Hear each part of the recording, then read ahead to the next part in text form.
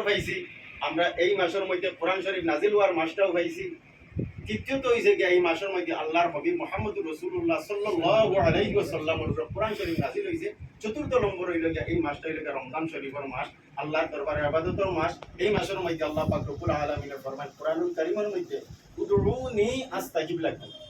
ও বান্দা আমারে যে সময় আমার ফিরসাকুল্লাহ সব কিছু বাঙ্গাইয়া কইছই, তো এই মাসের মধ্যে আল্লাহর কাছে খালি খুঁজতা। আর আল্লাহ পাক রব্বুল আলামিন কোরআন শরীফের মধ্যে ফরমাইরা উদউনি আস্তাজিব লাকুম, যে ও বান্দা হল আমার কাছে চাও, আমি তোমরারে দেনেওয়ালা। কি রকম জাযা দেনেওয়ালা? অন্য অন্য মাসের মধ্যে ফেরেশতার মাধ্যমে আমি আল্লাহ পাক রব্বুল আলামিনের দরবারত ইবাদত গুলা গিয়া পৌঁছে। আর এই যে মাসের মধ্যে বন্দায় যেগুলা আমল করব, যেগুলা নেকি অর্জন করব, আমি খুদ আল্লাহ পাক রব্বুল আলামিনের নিজ কুদরতি হাত দ্বারা তার প্রদান করি। সুবহানাল্লাহ সুবহানাল্লাহ। অন্য মাসের মধ্যে যদি একটা নেকি করই তাহলে 10টা সওয়াবের মালিক হইতা, একটা ভালো কাজ করলে 10টা সওয়াবের মালিক হইতা। কিন্তু রমজান শরীফের মধ্যে আল্লাহ পাক রব্বুল আলামিনের ফরমান যদি একটা নেকি করতে পারে, একটা নেকি করার জাযা আল্লাহ পাক রব্বুল আলামিনের তার কুদরতের হাত দ্বারা তাই 70টা নেকি দিয়া পরিপূর্ণ করে দিন। সুবহানাল্লাহ সুবহানাল্লাহ। বলে এত বাড়াই কোন কারণে?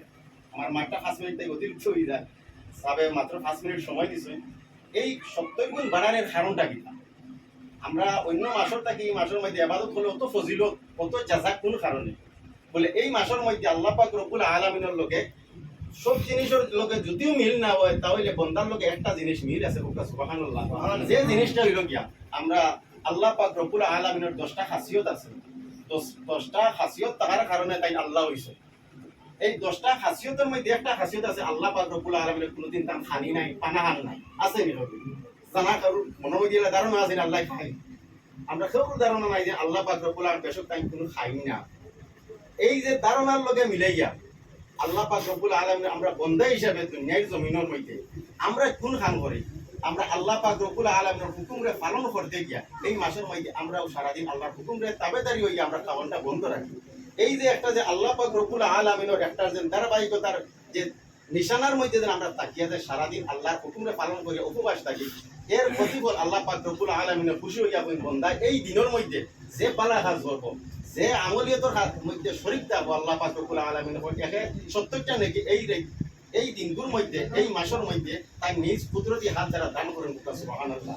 যাই হোক, আজকে ওয়াজের দিও না, আগামী 17ই রমজান, আগামী শনিবার বদর দিবস, যেটা 313 জন সাহাবী, 313 জন সাহাবায়ে কেরাম হল লইয়া আল্লাহর হাবিব মুহাম্মদুর রাসূলুল্লাহ সাল্লাল্লাহু আলাইহি সাল্লাম যুদ্ধের ময়দানে গেছলা। খাস করে আপনারা বদরের যুদ্ধ সম্পর্কে অভিজ্ঞতা আছে। খাস করে এই মাসের মধ্যে এই বদর দিবস যেটা হয়, सबको आने की दावत दीजिए 17 रोजे को हमारे। আমরা খানখার মধ্যে এবং রাত্রে মসজিদের মধ্যে পুরা জনকে